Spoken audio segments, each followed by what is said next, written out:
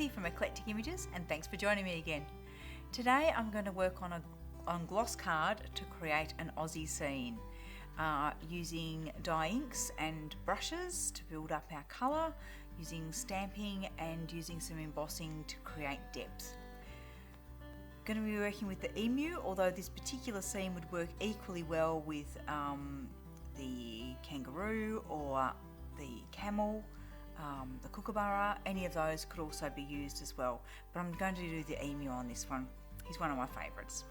So also too, going to be looking at how we can take something like just a gloss scene card and turn it into a different size format. So because with working on gloss card, I'm limited by the size of card that I can get, and also I don't want to be doing a glossy scene to cover a 12 by 12 page. It would just be too much blending. So how would I do a glossy Aussie scene on a scrapbook page? So this is the card size that I'm going to be working at, but I'll show you in a moment how we can create backgrounds to make it fit to other format sizes. So the stamps that we're using today, we've got our emu. We'll be using Hilly Horizon as well, but I haven't got that one out. Wattle and the grass set. Those are our main ones. We'll be using, pardon me, we'll be using masking. We'll be using inks, Catherine Pooler Midnight for our basic stamping of our emu. It's one of the best black inks I've found for working on gloss card. We'll be using Versamark for our embossing. And for doing our colouring, working with the Card Deco inks with an array of colours there, some for the scene and some for the emu. So we've got greens, blues, brown, yellow, orange and a little bit of candy pink there. Now let's show you these backgrounds. So let's head over this way. If we were to be working with our glossy scene just doing a card, now I have got this mounted on a very fine black border, but we could then mount that up onto a card blank that I've just stamped some of the wattle and shaded a bit of green around it, and then our card mounts on the front there, and that becomes a finished card. The same theory could be done for a journal page. So again, stamping wattle around the edge, doing a little bit of calligraphy and leaving room for a little bit of journaling there, and just placing our card, our glossy scene down in the corner there, and working the rest of our page around it. Similarly, we could do this with a full-size scrapbooking page. Again, just adding some of the wattle around the edge, but everything is now spread out more than the other formats, and popping our glossy scene down in that corner, and then you'd also bring in some of your photos around it as well. Maybe even tucking one of the photos in underneath that, or even overlapping. So having one photo tucked in underneath and another one overlapping a bit, and work so that your postcard works in with the rest of your photos. So we're just going to create the smaller piece today, and then you can see how it works with those backgrounds. Okay, so to stamp the emu, I'm going to pop him in our stamping platform, because gloss card is slippery and it does make your stamping a little bit easier if you tuck it into the platform. So I'm just going to line it up with one of my marks on the grid there. Just take it over, make sure I'm not butting in anywhere, and I think I actually, when I place the stamp, I have this lined up a little bit higher. Let's try it there. One of the reasons I like this stamp press is that you can actually test out your image because you push it down, you can actually sort of line up, make sure everything's okay before you actually go to stamp. Okay, let's grab our Catherine Pooler Black and ink up the emu. Now remember, Catherine Pooler Black or all the Catherine Pooler inks are very squishy ink pads, so you just do the lightest of taps to ink it up.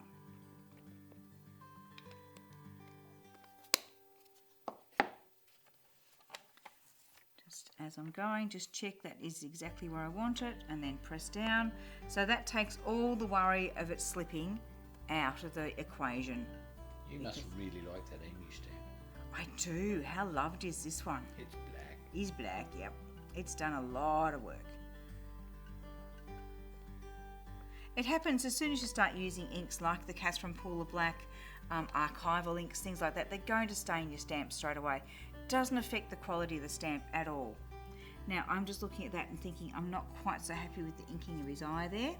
So another thing of having it in the platform is quite often, not always, but quite often you can ink it up again and restamp. I'm just checking it doesn't look like the card's moved at all. Just press down. And this could be ghastly. Or it could work out pretty good. Okay, so that's given you nice black eyes. Now I would then heat set that. It does need to be heat set on the gloss card, and also too we want to make sure it's really dry before we start doing anything else. So let's just clean off a little emu. Even though it's stained, I still clean it because I don't want that ink that's there contaminating the next ink pad that I use the stamp on, which could be a lighter brown ink or something like that. So I definitely want to make sure the stamp is clean even though it's stained. Okay, now because to save time I have already stamped the emu on another bit of gloss card and heat set that so that we're ready to go with the next stage. So the next stage is going to be to cover him up with a bit of a mask. So I'll just line up the beak with his beak. This means I can stamp the horizon line in behind him. And I'm going to ink this up with the pine green in the card Deco inks.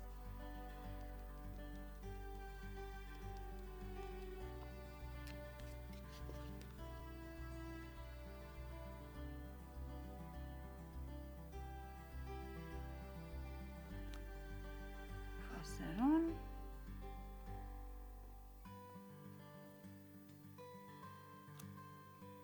And if we lifted the mask out, you would see that's now gone in behind the emu. When I cut the mask of the emu, whereas most masks I'll cut them to the exact outline of the stamp, but with the emu, because he's got all these extra fluffy bits, I don't want the mask to go all the way to the ends of those, or it would make him look huge. So I've just cut within those, so you can see the hillside is coming through the outer bits of his fluffy hair, which will make it look a little bit more realistic. Okay, now let's just run a heat gun over that just to make sure that's nice and dry before we start doing some ink blending over the top. Just grab my heat gun. So we're just heat setting, I might as well take the mask out of there for the moment. Just heat setting that green.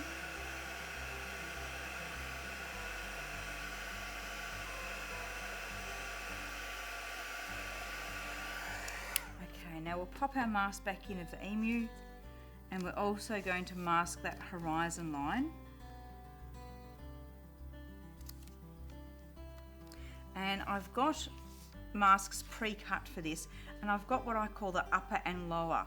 So I can actually use the lower to mask the hillside as we're doing the sky, but then if I want to, I can mask the sky when we're colouring the hillside.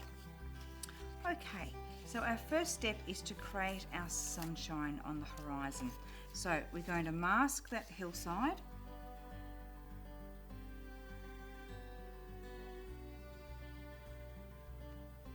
And I want to be able to just see some hillside showing over my mask. Now, it's not always going to be accurate because sometimes a stamp like the Hilly Horizon is a little bit bendy. So when I've put it onto the block to make the mask, I made this mask ages ago. So when I had it on the block to there, it might be slightly different to how I had it on the block today. So my mask might not be exact, but it's close enough.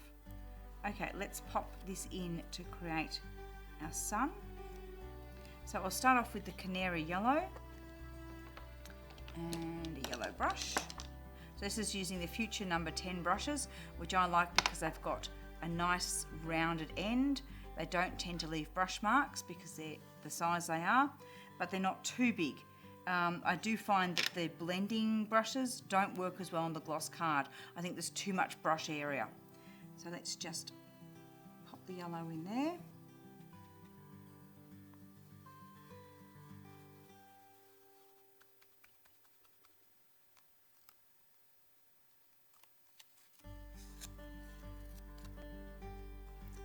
lift that mask out of there, close the lid on the yellow, and we're going to now pop a circle mask. So this mask has been made just by punching a 1-inch circle out of a bit of a sticky note.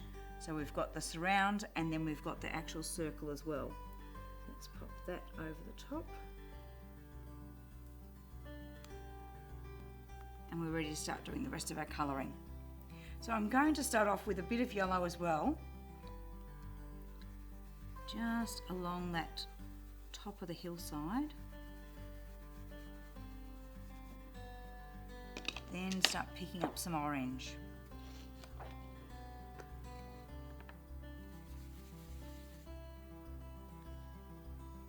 Now there's so many different colour combinations you can use when you're doing sunsets. You can go from orange on the horizon into yellows and then into the blue of the sky. You can go oranges and then pinks. Often it's pinks and mauves. So there's lots of different combinations that you can use. And I actually haven't decided yet what I'm going to go with on this one. Now when you're working the inks on the card, make sure that you get that leading edge nice and soft. So you're putting your ink on, but you're blending it down to the previous colour and up into where the next colour is going to go.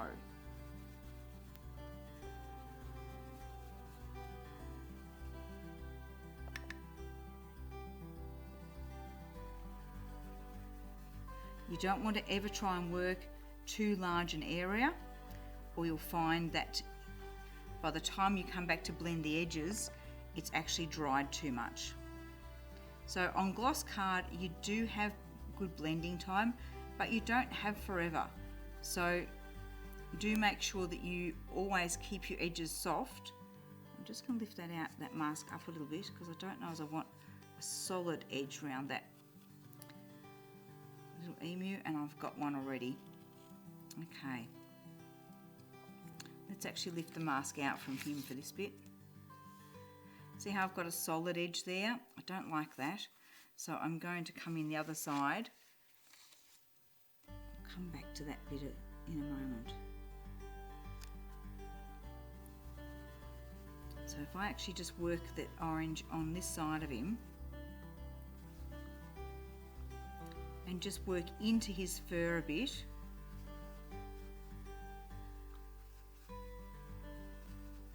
that's going to give me a much softer look. I like that much better. Let me come around and actually soften this edge off a bit.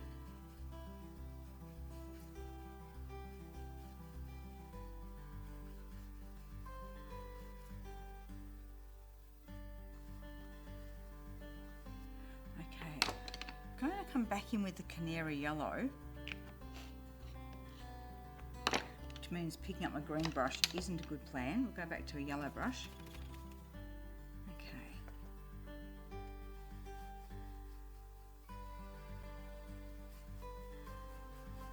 So starting off on an area, working down into the orange and also working up. Once you've already got ink on the card, you can then start wherever you like. So that's how we can work across the card.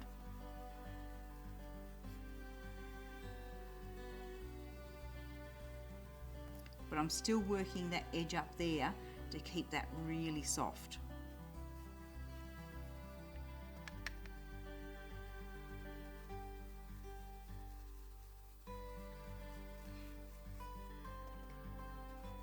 It does take a bit of patience to get this look and to get your blending nice on the gloss card, but it really is worth it for the result that you get.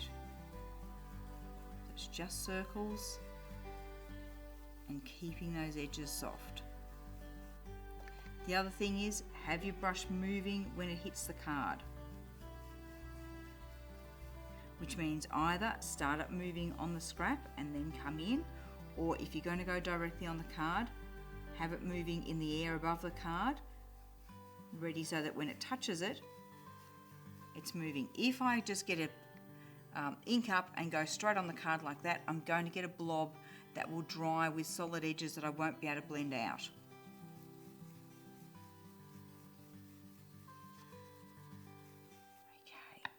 Now let's come in with the blue.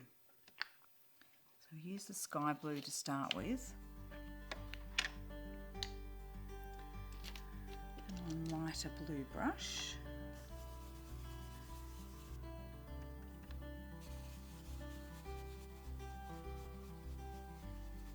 Now we will get a little bit of green where the blue and the yellow meet, and that's fine. If you look at sunsets, you do get a little bit of green quite often. Now I've come down into the yellow a bit much there, so I'm just going to get my yellow and just buff that back a little bit. As you can see, you've got some working time, not forever, but you do have some time to be able to fix up little mistakes. And often, I say a mistake, but quite often on gloss card the ink moves where you're not quite expecting it to, because it's a slippery surface that you're working on. So pop the ink on, and I'm blending it down into the yellow a bit. But before I finish, I can come back with the yellow brush and just go between them and just get that blend really nice.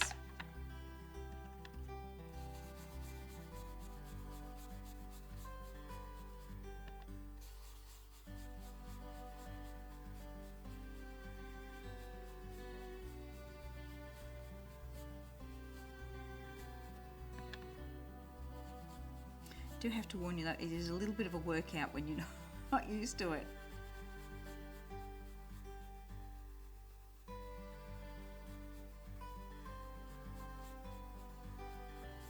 Okay, just working that patch so I've got that blue blending down into the yellow.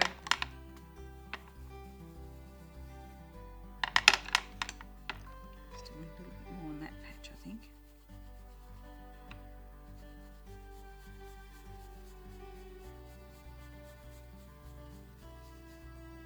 And occasionally you find that gloss card can have a little bit of a fault in it. It might be where, particularly for me where I travel around quite a bit, the card might have been next to other card and has moved a lot and sort of got scratched. And that doesn't show up until you start working your inks into it.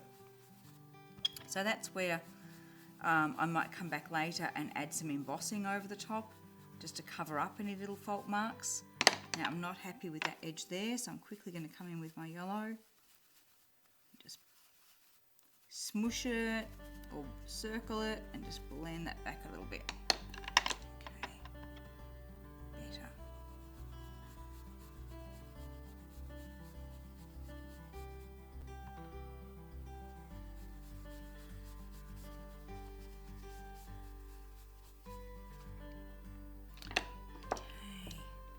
Now let's switch to the darker blue, and we're just going to add a change of technique, come in with some pouncing. So pouncing is where I, instead of, it's like a stippling except letting the brush bend a little bit. So pick up some blue and we just pounce that. And it gives me a richer application of colour, the pouncing.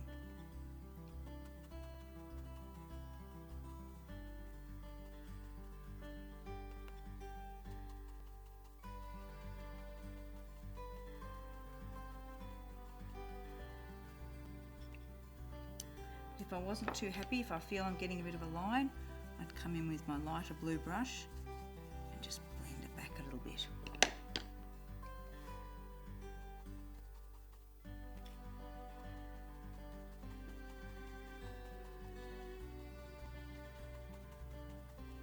So starting off on the edge, and then as there's less ink on the brush, I can come into the card a bit more, follow it down, and then just come in with my lighter blue brush if I need to push it back a little bit. Okay, so we're starting to see a really nice transition of colours through there. I do want to add a bit of pink in, but I find quite often with sunsets, your pink is sort of more on the outer edges. It's often more orange through the middle and just pink on the edges. So I'm going to pick up some pink and just bring a bit in here.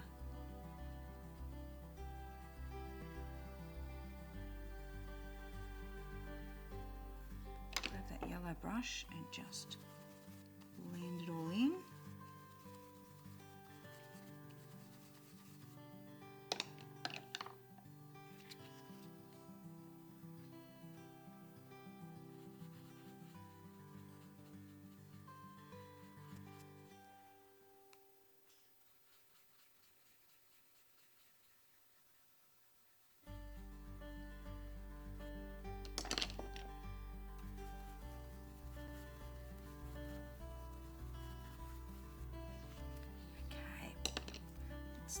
that at that.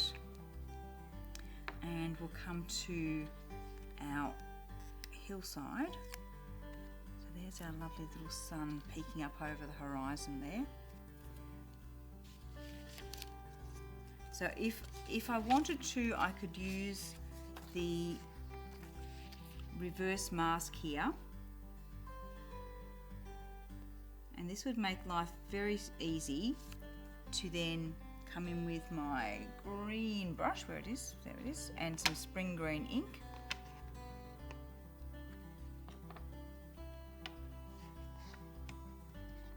And just circle from the mask down.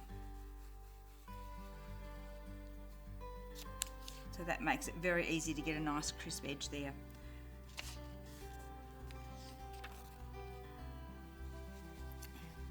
Now I'm just adding colour on and using the mask as a way of holding onto the card without leaving fingerprints on it. Because the other way that I can get colour up to the edge of that hillside, if I didn't want to use the mask, would be with brushes, these size brushes, as well as being able to do circles that way, you can also push the brush down and wiggle it to get quite a good edge. So I can actually place my brush in here and just wiggle it along the edge of that hillside and get great ink coverage without having to worry about having a mask on.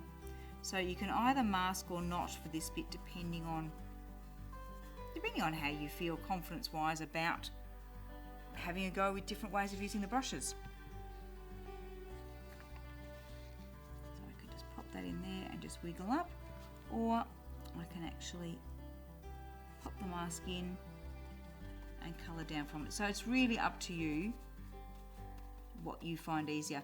It's often a good idea when you are cutting your mask to hang on to both halves, and then you've got the option of being able to use it. Now I'm finding that that's not quite standing out enough, so let's get some of the darker green, the pine green, and do some of that, what I call pouncing, the sort of stippling along the bottom edge. I'm just going to pop that on as somewhere to put my hand.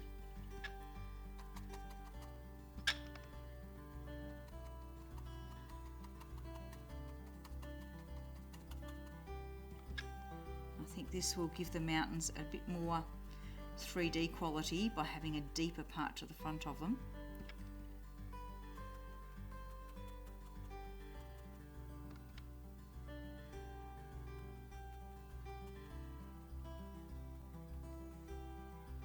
So right on the edge of the card, and then as there's less ink on the brush, I can let it come up a little bit further.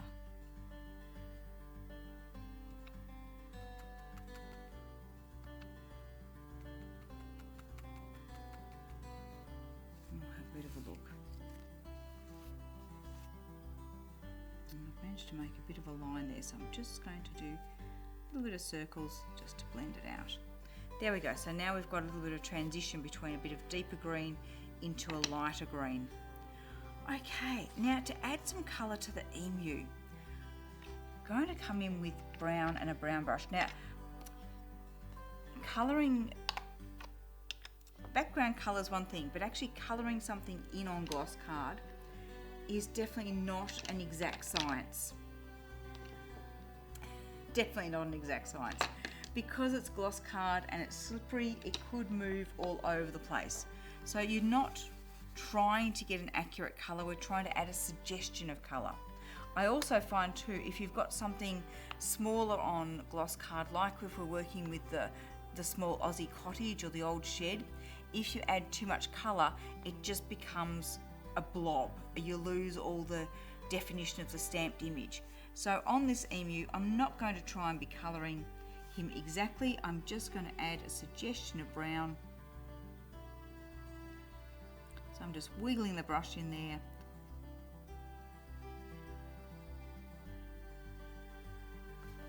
The same around his head. I'll pick up a bit of colour off the ink pad and then just tap off some of the excess.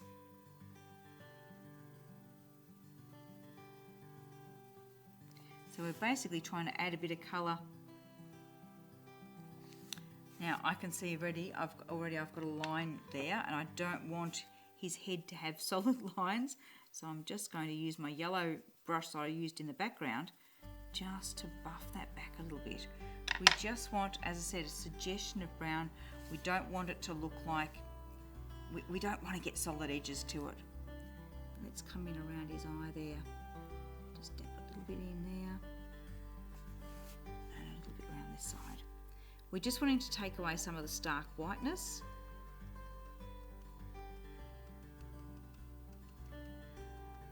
And give him a bit of colour, but without defining the edge of him. It's because he's fluffy.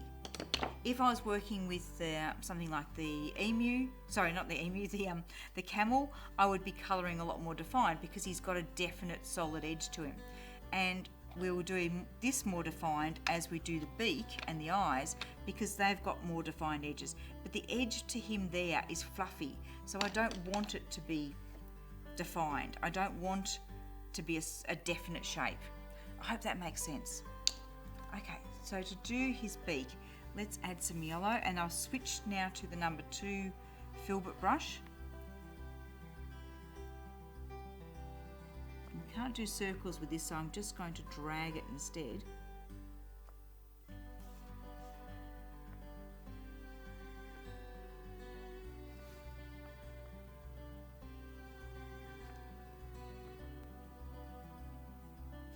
Then switch to the orange.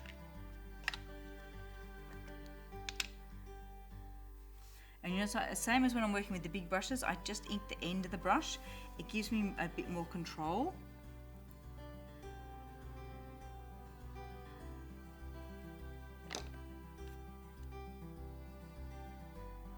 I can use a big brush to just soften it a bit if I need to.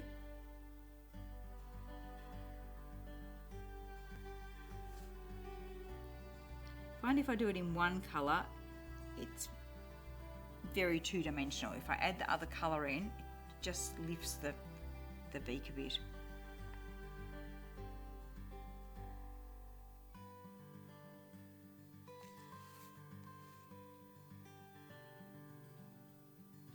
And here to do the eyes, I'm just dabbing it with the brush.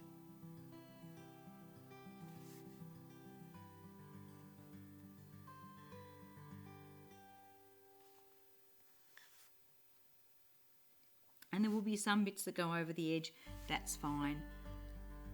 As I said, you're adding suggestions of colour rather than trying to actually colour accurately.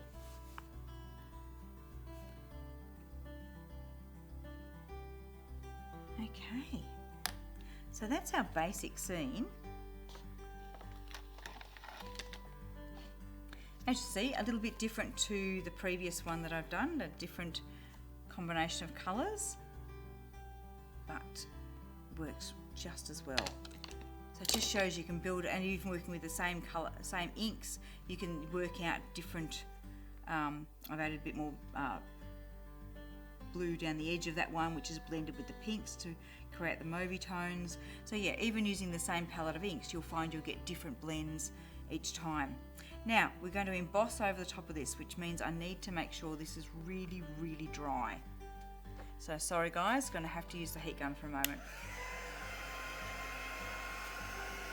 And while I'm drying that, I'll be using an anti-static pad before I do my embossing. This is where we're going to bring in the wattle and the grass, the long grass. And I'll be doing it with a black embossing powder.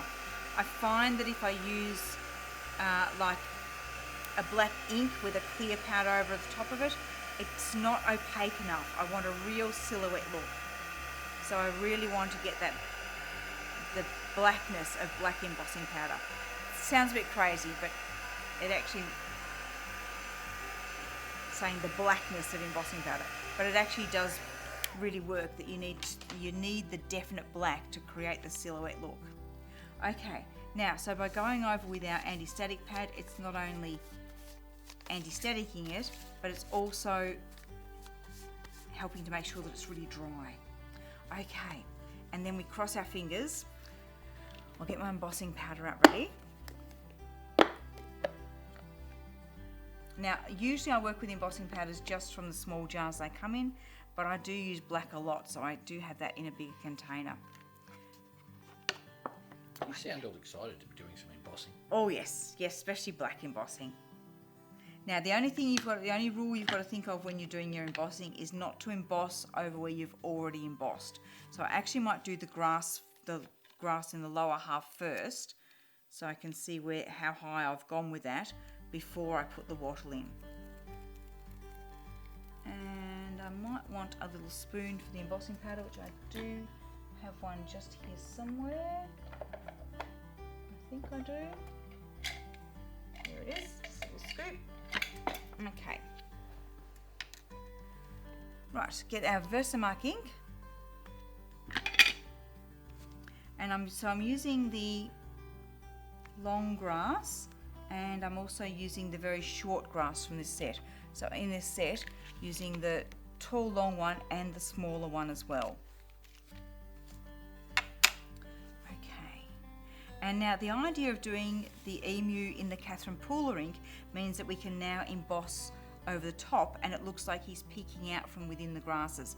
If I had embossed the emu, I would not be able to emboss over the top of him, which is fine. Sometimes you want the animal to be the feature, and I would make sure that I did any other features around him. But sometimes I want to be able to have him hiding in behind that grass.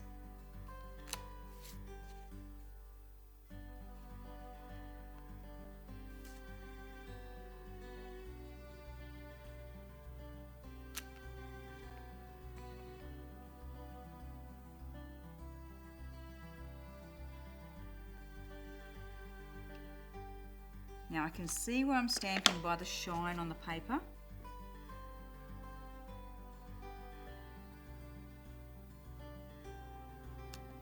And I am placing the stamp carefully because it is a slippery surface.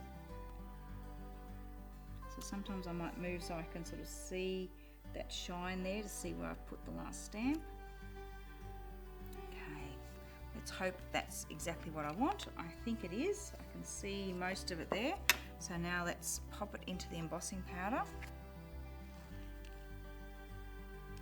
And I'm just going to use the scoop just to get it up as high as we need to. Where I've done those long fronds of grass. Sorry, I should have that turned around this way a bit so you can see more what I'm doing. Making sure I've covered everywhere where I've stamped the tall grass. And just get my fine brush, which I've probably buried under all the other brushes now.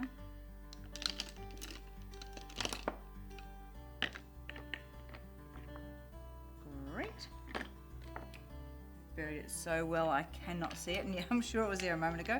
That's alright, let's use one of our big brushes and just tap the side of the card. Turn the card over and give it a good tap on the back, and hopefully it looks like we're still a bit wet around the eyes and the embossing powder is sticking to that a little bit. Just check again for my fine brush because I'm going to need to brush some extra grains off there. Okay, excuse me for a moment while I grab another brush. Oh no, was hiding on the other side of the table. We're all good. Okay, so I can see I've got some extra grains of black up in the sky. So I'm just going to brush those off. Now, if you're working on a card like this at home, you can give it a little bit more drying time.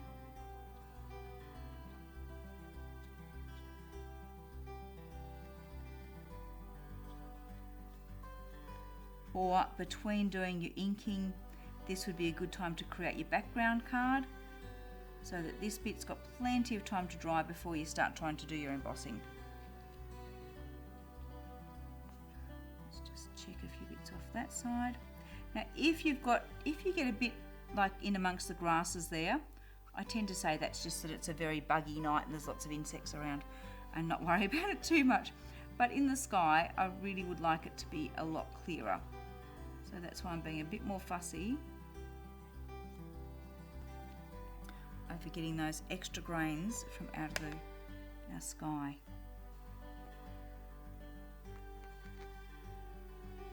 Okay, let's have a look at his eyes. That's better. We can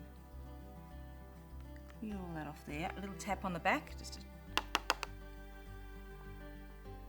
and a bit off his beak.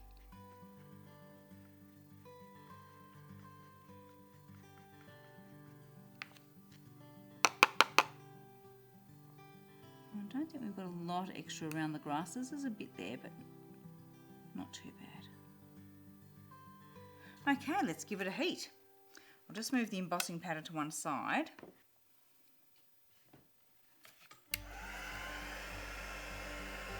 And you'll just see how good this black powder looks.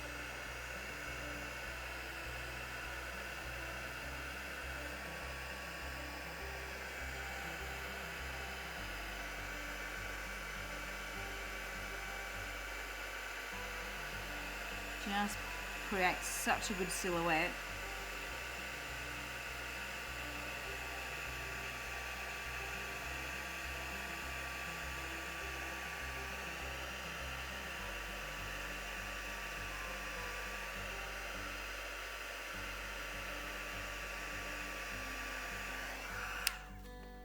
Okay, just take a quick look, make sure that I've got it embossed well everywhere, and I have. So now we can come in with the wattle around the top half of the card with Versamark ink again. And I'm going to be looking at mainly the more open frond parts of the wattle. And this is where I say it's not good to overlap embossing where you've already embossed. Because you've got a raised area there, it's very hard to get the ink to go right up against that embossing, and if it doesn't, you end up with a gap in your silhouette that just doesn't quite work. So I'm going to be going around the spots that I've already embossed. Nothing worse than a gap in your silhouette. Nothing worse than a gap in your silhouette. This is correct. Let's go across the top.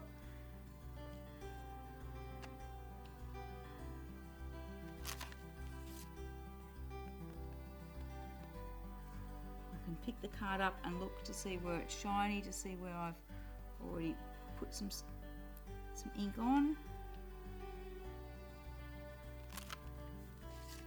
And bring a little bit just down the side here as well. Okay, let's get that into our embossing powder. And try not to put it on the emu's eyes in case they're still just a little bit wet.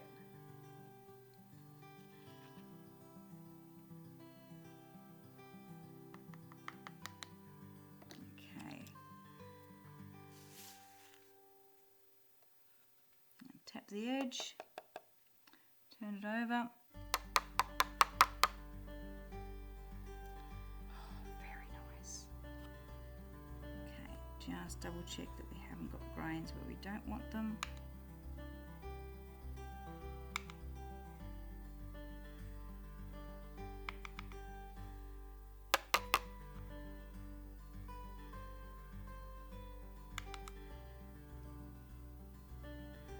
Remember, anywhere where you leave one, it'll get heated and it will stay there then. Just going to check whether I had a little bit more embossing further down there. I think I did.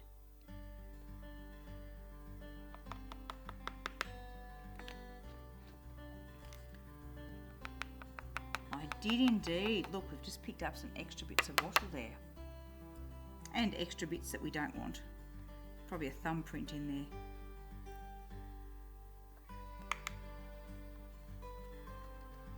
Gloss card is very susceptible to thumbprints.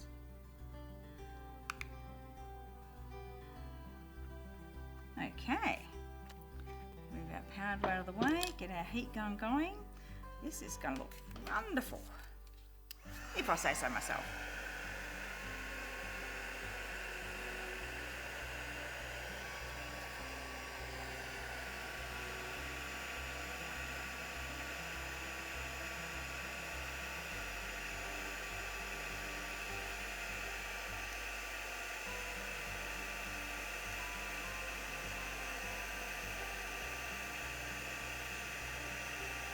Okay, let's have a look.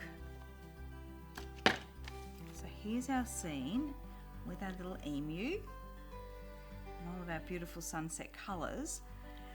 Now, just going to pop that onto the black, and then we can start to have a look at it on the backgrounds that I've already done. So let's just make sure that's cooled enough. Yep, flip it over. We'll pop some double-sided tape on.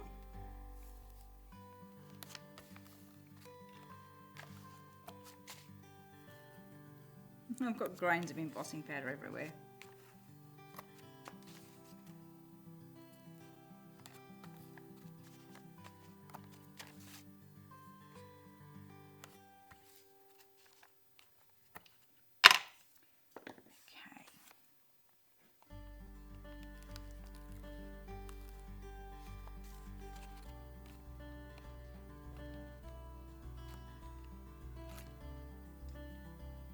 Now I'm going to do the bit where we take the tape halfway down the sides, just so I can check what sort of border I allowed myself. So I'm just going to hold it there, give myself a bit of a look. Yes, it was fairly narrow on the edges. So if I place the card down on that end and get that right, I can get it nice and straight, check my edges.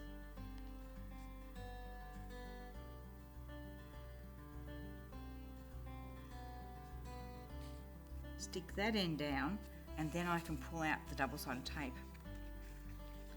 I do find when I've done a scene like this with the silhouette stamps that a black backing card before you do anything else is good. It just gives it a lovely border that it needs. I've got to just make sure that I take the tape, the backing off the bit at the end, then pull out the side bits, and we're ready then to just smooth it down. Okay, so you can see just giving it that black border, how that really helps to tie everything in together. Now we can lay it onto our backgrounds that we've made. So let's move the paper mat out of here and bring these in. Okay, so imagining it on a card front. So now you can see that it's the same Wattle stamp, but just used in the pine green. And I've also shaded around the edge of it with the pine green as well. I'll layer that on there, but it needs that border of black so that it doesn't get lost in the background. Then we'll lay it onto our journal page, so onto a bigger size background, or layering it onto our 12 by 12. And as I said, with the 12 by 12, imagine that you've then got another couple of photos on the page that might be under it, they might be overlapping. You might have one under and another photo overlapping up there with a little bit of text in around. And how good does it all start to fit in with that border that we've made? That'd be like pictures of your husband or something. Yeah, pictures of husband, grandkids, yeah. Oh, and the husband there as well. Okay, so that's our two quite different looks with the same sort of inks, and looking at it on our different size backgrounds. So I hope you enjoyed that and enjoy having a go at working on the gloss card. It does give you such a beautiful finish. I love working with it, but it just takes a little bit of patience with your brushes just to gradually build those colours up. So thanks for being with me and watching this one, and we'll see you again soon for another video.